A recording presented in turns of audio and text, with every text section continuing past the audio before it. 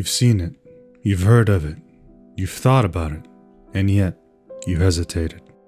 Anime, a form of media cherished by many, but also avoided by others. There are so many reasons for you to start watching it, and yet there are also many that might stop you. So what's wrong? What's making you hesitate like that? What are the reasons that are stopping you from taking that first step? This hesitation stems from attraction, but also fear. You're attracted by what you've seen, the backdrops, the environments, the animation, and the effort put into this form of media. However, even all these things are not powerful enough to stop you from fearing being associated with crazy fandoms, weebs who can't shut up about Japan, and of course, body pillows. This has stopped you from doing what you might enjoy. The fear of association. Deep down, I always knew I would enjoy anime, but this fear of association stopped me from taking the first step by myself. It wasn't until I had met a great friend who had watched anime ever since they were a child. They understood my dilemma, but they also understood that the first anime you watch is your most important one, so they were very careful with their selection. And that selection ended up being none other than Samurai Champloo. Samurai Champloo was released in 2004 and was directed by Shinichiro Watanabe. He also directed series such as Cowboy Bebop and Space Dandy, series that are heavily inspired by Western influences, yet still manage to hold their own in the anime space. Samurai Champloo's story is very simple, and it captivated me from the first episode. It follows a ronin named Jin, a girl named Fu, and a crazy motherfucker called Mugen.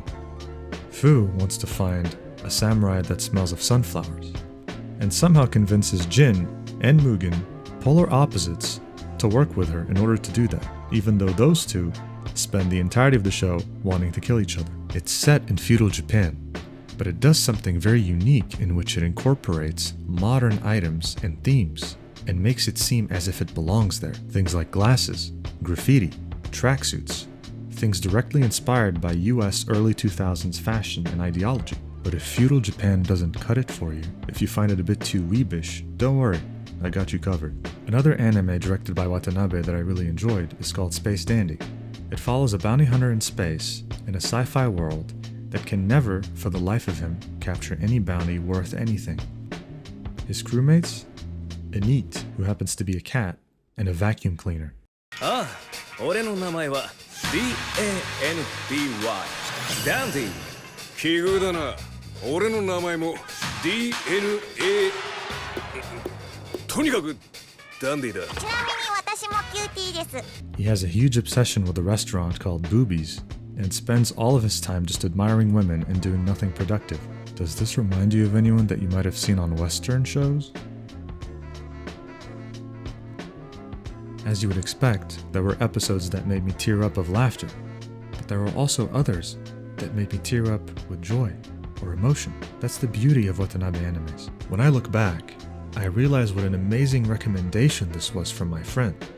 Watanabe animes blend the unfamiliar with familiar, especially for someone who has never watched anime before. His animes have the perfect blend of humor and seriousness, the perfect blend of emotion and laughter, not to mention the beauty of the art style, the animation, the environments, and of course the music. In Samurai Champloo, this was one of the first iterations of lo-fi. This came out in 2004, and this music you're listening to right now, this came out with it. Long story short, I fell in love. Samurai Champloo specifically remains to this day my favorite anime. In fact, many animes I've watched in the last 6 months ever since I started Samurai Champloo have gone on to become not just some of my favorite animes, but my favorite pieces of media that I've consumed throughout my lifetime. It's so fascinating. There are so many animes that come out every season of the year and have something that pertains to everyone and anyone. You thought porn had too many categories? Wait till you check out anime.